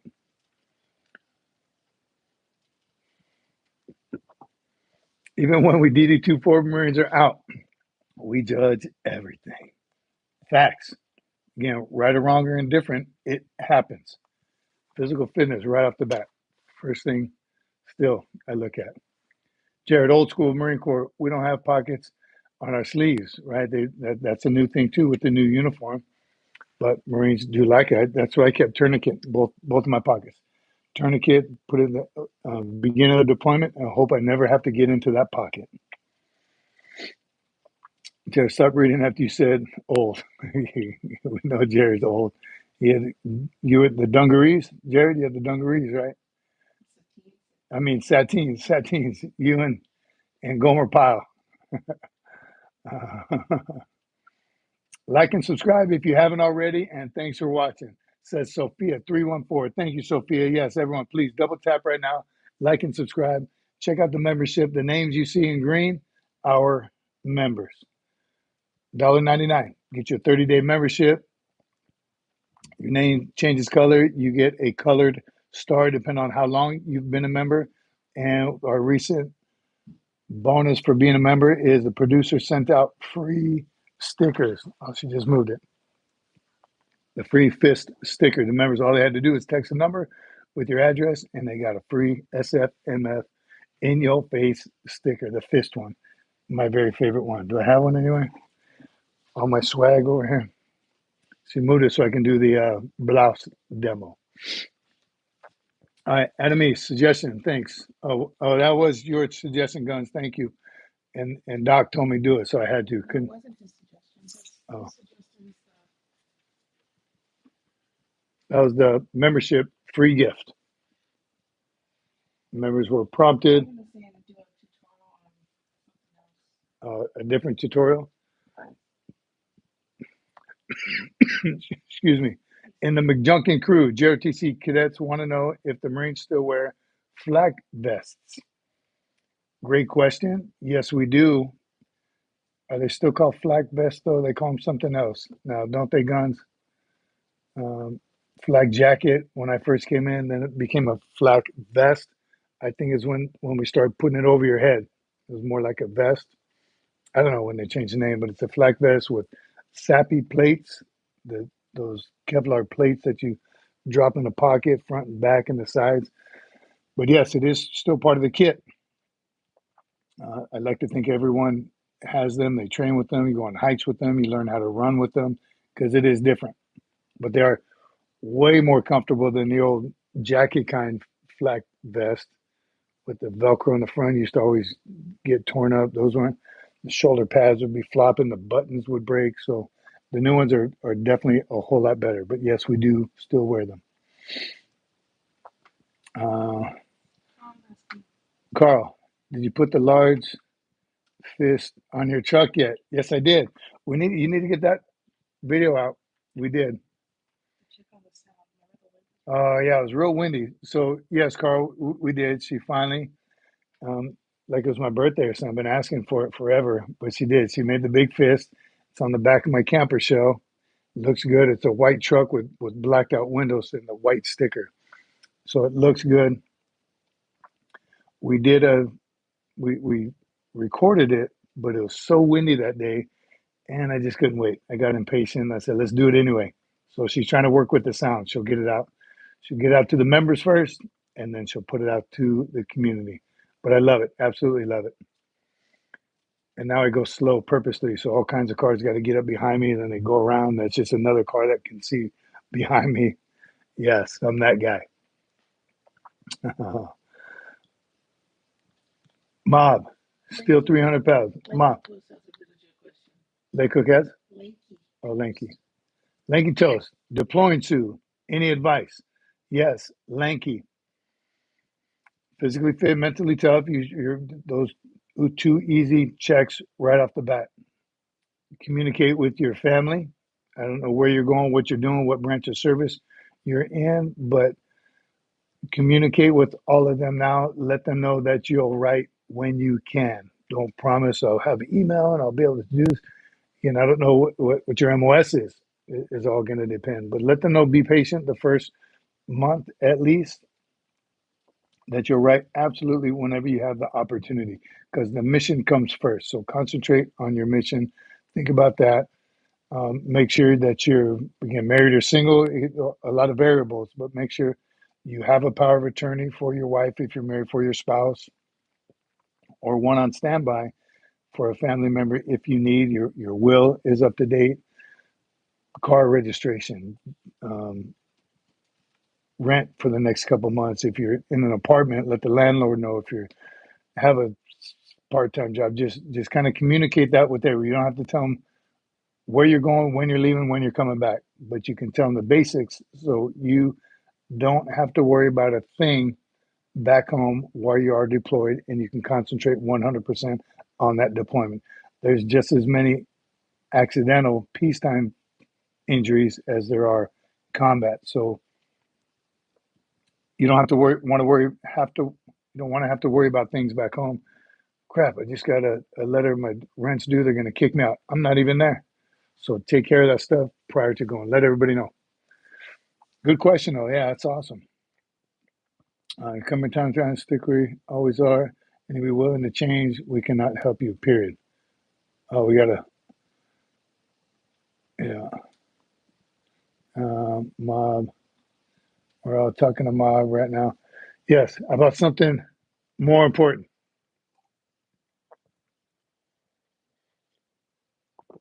Azzy, Bob G. Who's the hardest enemy y'all have come against? I think that's, again, depends on your MOS, your unit, your mission. However, the hardest one for me, in my experience, to distinguish and figure out and understand and know exactly who the enemy was in Somalia. Desert Storm, it was pretty clear who the enemy was on the other side of the minefield.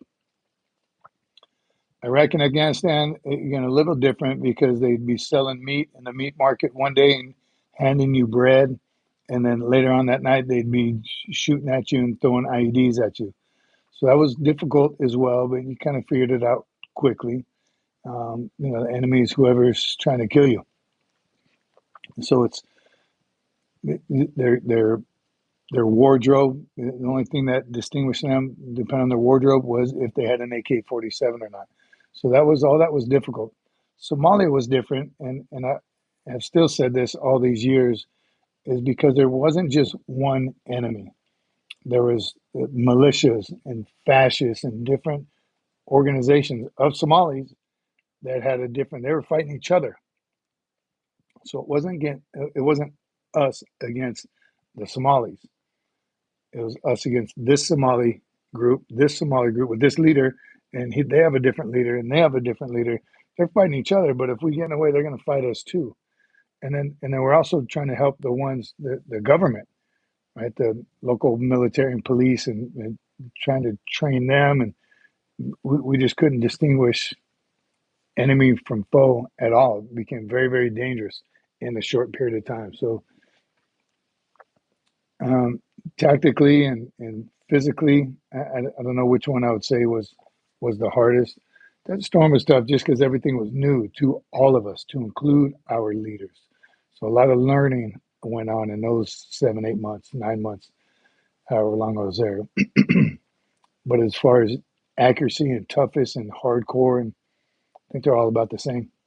I didn't. One country doesn't stand out any more than the other. Good question. I like that. All right. There was a question from John Jenkins. Did you see that one? No, I saw his name pop up. McJunkin's crew. If you can put that back up there, or do you have it? Care package. Oh, Carl Green's reposted. Care packages are always great. It's great for motivation. So when somebody else asks, how do you ship care packages to Marines in combat or on deployment? All branches of service. Organizations know who's deployed. Again, OPSEC and all that, you don't know where they are, what they're doing, if they have access to PXs and shipments and mail. But I'd like to believe that all the VSOs do have addresses, names and addresses, right? For a long time in Afghanistan, Iraq, we were getting tons and tons of support mail. We'd get boxes to any Marine, to any soldier, just addressed to any Marine. And it would be the necessities: baby whites, beef jerky, gum, candy, sunflower seeds, anything to supplement what it was the same meal, MREs, constant, infantry anyway, for months. Right? Some have access to, if you're on one of the big bases, the airstrips, there's usually a PX after a while and a coffee shop, and they take care of you after a while. But care packages full of those, coffee. I love getting those care packages. They 100% go to a good cause. It definitely helps them. Anything small, individually packaged helps. So if you buy a big bag of jerky, they'll eat it in one sitting. But if you buy individually wrapped ones, they can take it on patrol with them. And they'll be able to, nothing big, no canned goods, all stuff they can readily eat, right? Nothing they have to cook. And again, give it the VSOs, the Marine Corps League, VFW, any USO, any veteran service organization can help you send those. USOs always support is great. So get with one of them and just send letters. Send letters too, to any Marine, to any soldier, to any airman. Schools were doing it, middle schools. Love getting those on holidays, right? 50 Christmas cards from Mrs. Johnson's third grade class. That's awesome. Their drawings and just thanking you for doing what you do. So send away. Absolutely. Look at me, says, don't forget MSG. We got care packages sometimes somewhere in very bad places.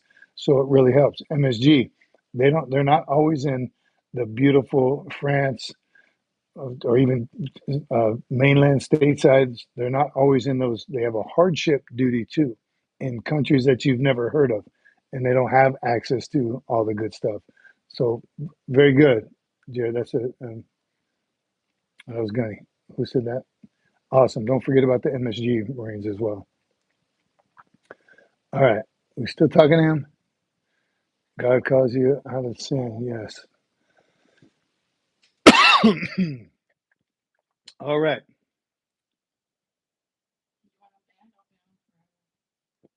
I don't know. I haven't been paying attention to him because he looks like a clown and he's mad at somebody else, not us. Doc, I had my company do a one box a week. We had employees bring stuff and send it out to our troops. Awesome. And again, here's where you get what should we pack? What should we pack? Ask a Marine, ask anyone that's been deployed. And I'll tell you, baby whites, beef jerky. All right, McJunkin's crew. Miss Beaucamp said that one of her group members was told not to send food or drinks of any kind due to possible spoilage and contamination, though. So you have to be smart about it and make them small packages. Again, baby wipes and beef jerky, but not drinks, right? Because in Marines will ask for all kinds of stuff, tobacco, girly magazines, um, rippets, and they get rippets over there, but they want C4 and they want all that crazy stuff. No need to send any of that. They have enough water, they, they have liquids, and they just need something, a little taste of home. No baked goods, right? Anything that can spoil, no perishable items. So I'm telling you, baby wipes and beef jerky and some hard candy. Something just again to break the monotony of MREs. So you can. Um, good. He gone. All right. Look at this. So much better. Old Jyrene, how you doing, bud? Let's see. Late for formation, got caught up in John Wayne's The Quiet Man. Oh, it's a good movie. Love John Wayne movies. That time of year.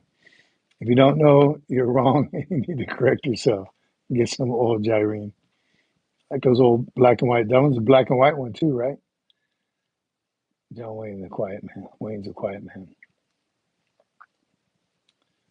Yeah, same, Carl. Again, I didn't read any of his stuff, but I really want to embarrass people like that. But it's much better that we take the high ground on that. I like what Betty said. What do you say? No gummy bears. We got sent a 1 pound bag and it showed up as one big gummy bear. Yeah, so when you're sending these packages, know it's going to go through extreme heat for long periods of time. And if it's winter, it's going to go through extreme cold temperatures for a very long time, maybe even both hot and cold and hot. So again, be careful with what you send.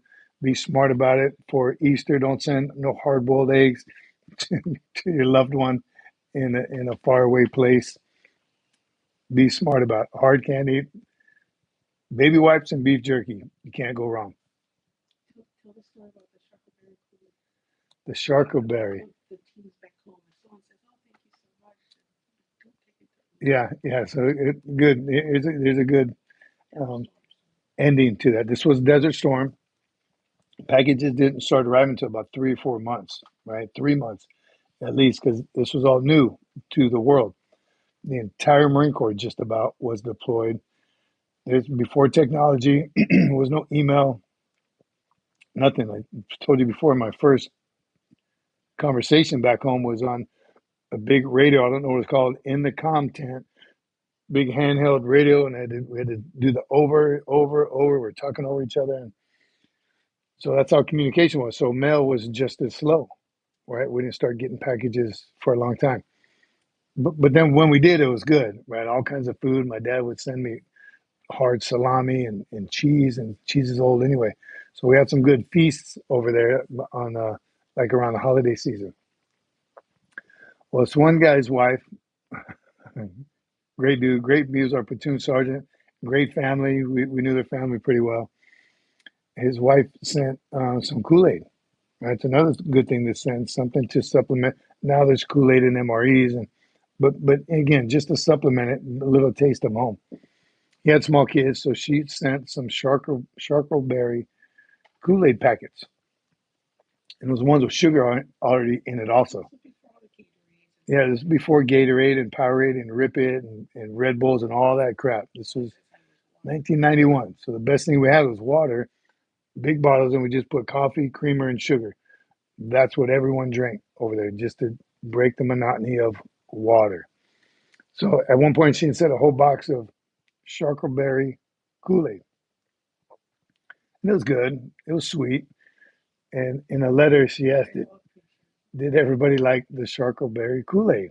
And of course, I said, yes, man, we loved it. We loved it. It was so good. And it was new, right? Wasn't just your basic 5 flavors that Kool-Aid has. And it was good. We got cases and cases and cases of nothing else but Sharkleberry Kool-Aid. A little too much. So those of you who are going to deploy, be very specific. I did like that, but I like grape better or whatever. And the person sending, because it gets tough. I'm guessing back here, you're like, you want to send whatever they want and what they like most. So good intentions, but I think I still have some Sharkleberry Kool-Aid somewhere in one of my canteens. Gracious. We were very gracious with that. All right, McJunk and Screw. Gunny told her to just send cards and letters and forget everything else. Gunny said Marines would rather get real letters from back home than anything else except maybe a USO show with Marilyn Monroe. Yes, would love a USO show. We even had one in Desert Storm. The big name was what was his name? Used to always go to the USO shows. No, yes, Bob Hope, but that's not who came up to mind. The wild and crazy guy, Steve Martin, came out to ours. Steve Martin came to Desert Storm, did a little comedy skit, about 45 minutes, 30 minutes. By the time he walked off the stage, he passed out from heat exhaustion. Wasn't acclimatized to the area. But it was good. It was great for him to come out, shook hands, or who knows what.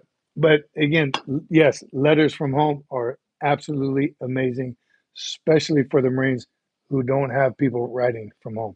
So again, receiving mail I was married for all my deployments, so I got mail, but there's some that don't. So that's for that leadership to. That's why you title it to address it to any Marine, any soldier, any sailor, depending on where you're sending it to. And those Marines who don't get mail will receive it. So 100% agree. When in doubt, write a letter. Right? That's great. Great for them.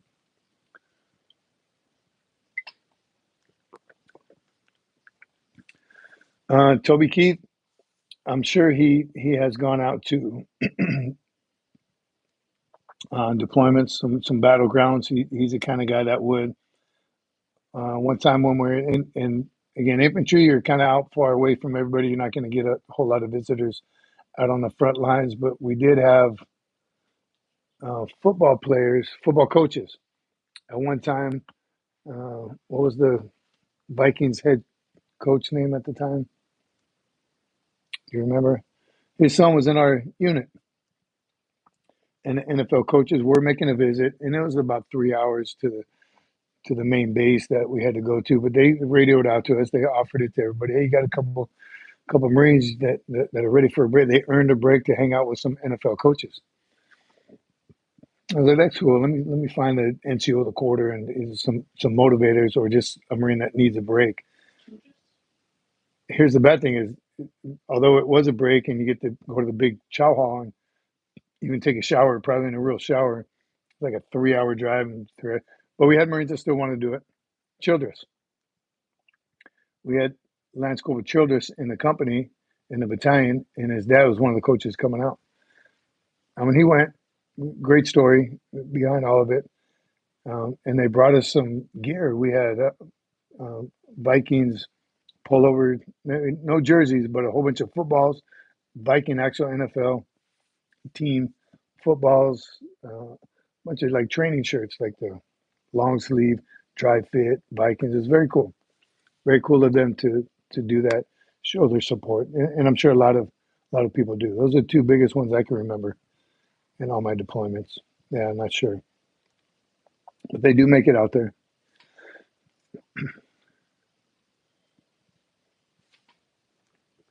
Almost. Carlene Carter came out to 29 Palms in 91. Still a Carlene fan. It does make you appreciate those people a whole lot more when they do come out. Red Fox would have been awesome. Yeah, he would have been entertaining to have come out. Another one who came out to, it was during one of my combat engineer schools in North Carolina. Ted Nugent. Ted Nugent came out, did a free concert right there in the middle of base somewhere. That was pretty awesome. It does, again, make you appreciate that group or that organization a whole lot better when they do take the time to come see you. SAS, Special Operations, as you're asking that, we've trained in and around them, never been Special Operations. Again, have had them, assigned to our units in the same AO, right? And from other countries. So yes, positive. I've served in or around them at some point in my deployments. Uncle Ted, yeah, an awesome American. It was good. I was a young boot too. I didn't appreciate it as much as I would have now, right, or later on in my career. But it was a great concert for free, right? And he's pretty. He is based. Yeah, he's good. Cheap Trick, another good band. That would be awesome to have Cheap Trick come out. They seem like good red-blooded Americans having fun. That's awesome. Again, how could you not? You know what I mean? As an entertainer, as an athlete, professional athlete, why would you not? Why would you not? Right? If you had the opportunity, some politicians came out. I think John Kerry came out one time, and our LZ got blown up while he was there, and he didn't come back. I don't know why. But it's good when they get out and show their support. Actually, show it, not just say it, but show it by coming out. Azzy, what is one regret I have? I have a couple. One was MSG. I always wanted to do MSG duty. It never worked out timing wise. Right. I have no regrets about the duty stations and the deployments. Right. And how my career worked out. Again, I told y'all earlier in the show, I did want to spend some time as a recruiter. Wasn't as much as I wanted to be MSG. Two things I didn't have the opportunity to do. Not a huge regret. A couple of schools I never made it to. Of course, jump school, just because it's cool to wear the wings and jump out of a plane. I kind of wanted to do that. We don't fight like that. You're not going to fight drop into a hot LZ, but it would be cool. Even scuba school, I did have a quota, man, for a short period of time, like 2 weeks. Platoon commander got it for me. Somebody in the chain of command hooked it up. Right, I was supposed to go to. I just finished McQuist, my research course, so I was ready to swim. I was in swimming shape, and that's a whole lot different than any other kind of shape. I was in the McQuist shape, the Marine Corps instructor for water survival. So I was beast mode, so they got me the quota to scuba school. Fired up, started getting scuba gear, went into the pool, had them thrash me in there, tie your regulator. They're doing scuba qualified Marines were just thrashing the crap out of me for 2 weeks to get me ready for the school. And they kept telling me, this is only a portion, bro. Stand by. Those you with scuba qualified, you know. If you know, you know. So they were thrashing me 2 weeks in. And then, of course, I get the devil dog. Sorry to tell you, but somebody took your quota, right? It went to somebody in recon or somebody who needed it more than I did. Got it. And that's when they sent me to as a what's a runner-up prize, as a consolidation. What do they call it? Consolation. So as a consolation school, that's when they sent me to Bridgeport, right? This summer course, which was a blessing in disguise. End up going to summer and winter, and absolutely loved everything about Bridgeport. So it was still wanted scuba school. I wouldn't try it now. Even McQuist was one of the hardest schools. Those you McQuists out there, you know what I'm talking about. One of the hardest schools. But I loved it. Loved every part of it. Loved training people on what I was born in the water. I absolutely love everything about the water. So it was right up my alley. I still want the scuba bubble, not just because it looks cool, because I want to get scuba qualified. I want to get thrashed under the water like that. All right, Carl Green said it right there. Support your local owned veteran businesses. All local veteran owned businesses. You know, we got Lake Cookie back here, the flag over my shoulder. That Semper Fi, my friend. Shield, yes, I still haven't put it up yet. We can show it. Producers says show it right now. Yes, it's spring break, right? We got some. I got some time here, so you'll see this up on the wall next time. Oh, I said it. It's got to happen. There it is, right there. Special order, SF. I mean, ANCmetalworks.com. If you mention SFMF, you will get a 10% discount from the Lake Cookie crew. Thanks, Mike. That's awesome. He said he's gotten orders already. Mention SFMF, 10% off. Veteran owned business, veteran owned small business, veteran owned local business. If you're in the Arizona area, Doesn't matter. He does all shields of all branches of service, fence toppers, some amazing quality work. Both were shipped here. You see that flag's tattered at the end? No damage. The packaging is great and came in a timely manner. Both of them showed up a day before I thought they were going to. Awesome. ANCmetalworks.com. Better known, that day when I said clean the fingerprints. Right. Attention to detail. I like it. I like it. Once I put it up, I'll clean the fingerprints. I want to clean them now. Now it's bothering me. All right. Uh, better know businesses. Absolutely. Like and subscribe if you haven't already. ANC is in Arizona. Yes, Jared. Um, Northern, what part? I think East Whitman, Yes. right? Is Lake Cookie still around? ANCmetalworks.com. Maybe the producer will put it on the screen for y'all. You did already? ANC. If you're on here, Lake Cookie, tell us what ANC stands for. Do we know? Mike and Candace? It's not ANC. We'll see. ANC Lake Cookie tonight. Who else we missing? I think there was a McJunkins crew had another question, comment. If you're allowed to accept gifts such as free meals, gift cards, groceries, or gasoline from civilians while in public. Wow, very good question. Gifts such as free meals. Are you allowed to accept gifts from civilians like gift cards, cash, what else? Meals, Meals, gift cards, or gasoline. gift cards, gasoline.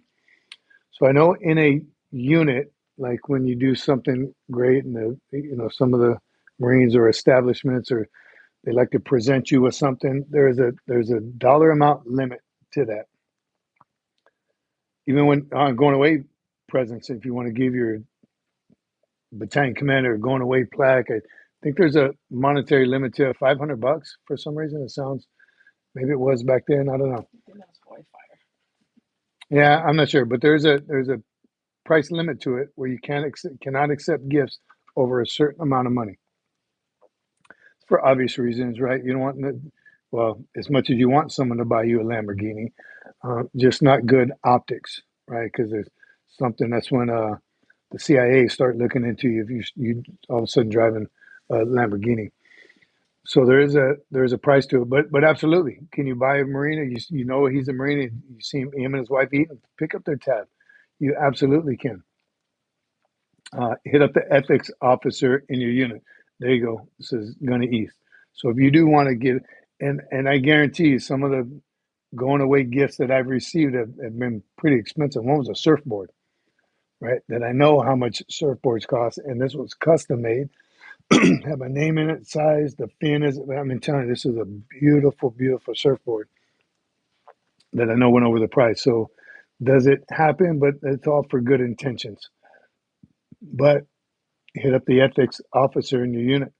But giving a Marine a gift card, right? If you see a Marine at the shop in front of you or out in town, 7-Eleven, pick up his big gulp or something. Absolutely.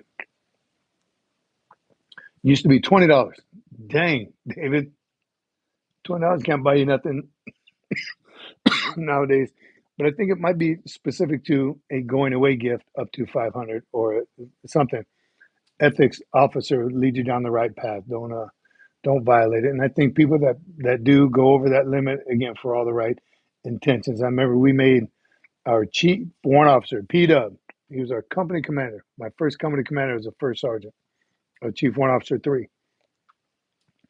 When he retired, we did cut blues in half, right? Had the officer blues on one side, the enlisted blues sewn together. I'm telling you, it was like at least 4 feet tall. Had his medals on one side, ribbons, sword, and an NCO sword and an officer sword. Tell me we didn't spend. The only thing we used of his was the 2 swords, but everything else, again, to get all that mounted, the plaques, the ribbons, the coins, no, it costs a little more than $500. But again, all good intentions. So they're talking about gifts from foreign countries, again, like a Lambo or something that could potentially look shady that that country is going to want something for you. That organization is going to want something from you. It's about that still. A going away gift is different because it doesn't really have a dollar value, but it's because the personal touch. Yeah, good on you. That's how I feel about it. I even got a pistol. Right, it was a retirement gift, engraved 3-3 America's Battalion Era, and that's well over $500 as well. So, so again, there's got to be allegedly, allegedly cost more than 500. Not sure. Uh, but check it out.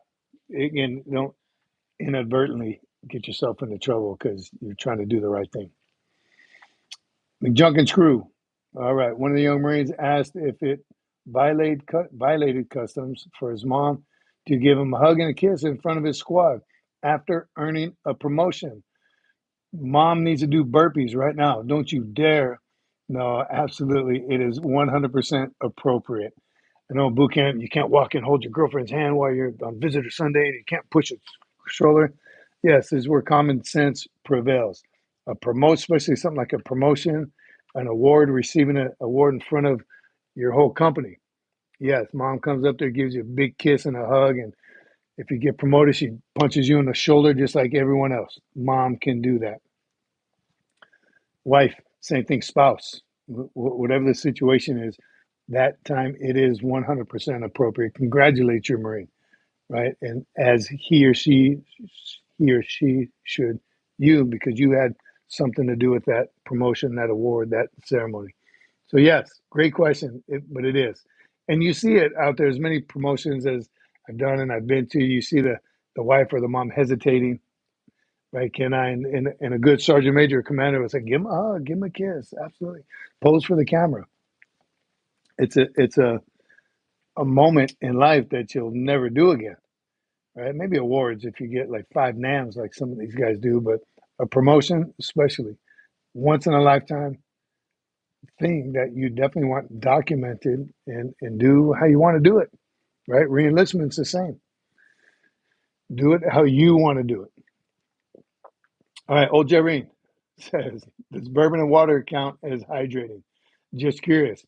So I'm the wrong guy to ask, old Jareen, because I think coffee is hydration because there's water in coffee. Yeah, there's caffeine and other stuff. So if you're asking me, you got ice in there, old Jareen? If you have ice, then definitely. Ice is made out of water. Hydrate up, buddy. Hydrate it. You got it. Gunny said, I had my 4-year-old punch me in the chevron after my last promotion. Fun to hear all the everyone gas. That's cool. So again, if you know, when you get promoted, the tradition is just a little punch on the arm because that's where your chevron is, and you get another chevron. But we do it in camis, a little tap on the chest, on the chevron.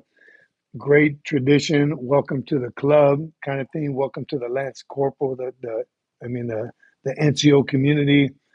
Unfortunately, just like Marines do, we take that to an extreme, and a little boom, congratulations, turns into a, I want to make you feel pain in that chevron stick in your collarbone. I'm going to make you pass out because you walked the gauntlet.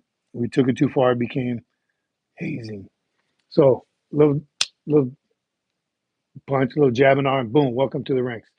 NCO, little knee, welcome to the blood stripe ranks. Right? Just don't get carried away with it. Don't take away everything that moment is all about, and welcoming that Marine into that rank crowd. All right, one more from McJunkin. We're going to start landing this helicopter. Young Marine Doyle says he may just get out now and serve in the Sea Scouts now rather than getting embarrassed by his mom kissing him in front of his squad. I thought that was serious. You better embrace that kiss from your mother. Boys, your first love, your mom. So you better let her kiss and smooch you and pinch your cheek and everything else. Because I bet the Sea Scouts will allow it too. Moms rule this world. You know that. If mom ain't happy, ain't nobody happy. Mm-hmm. Some points, right? Just earn some points. All right. Thanks, Sergeant Major. Let me add the ice. Start every day with the blackout coffee. There you go. Awesome, everyone. It's been a great night. Appreciate all of you. It is Sunday. God bless you. Spend some time with Jesus. If you haven't already, believe, right? Believe. That was the message from today's church service. And keep getting after it. It is Sunday. Some of you on spring break. Be careful, but be aggressive. And we will see you all Wednesday. Semper Fi, my friends. Hurrah!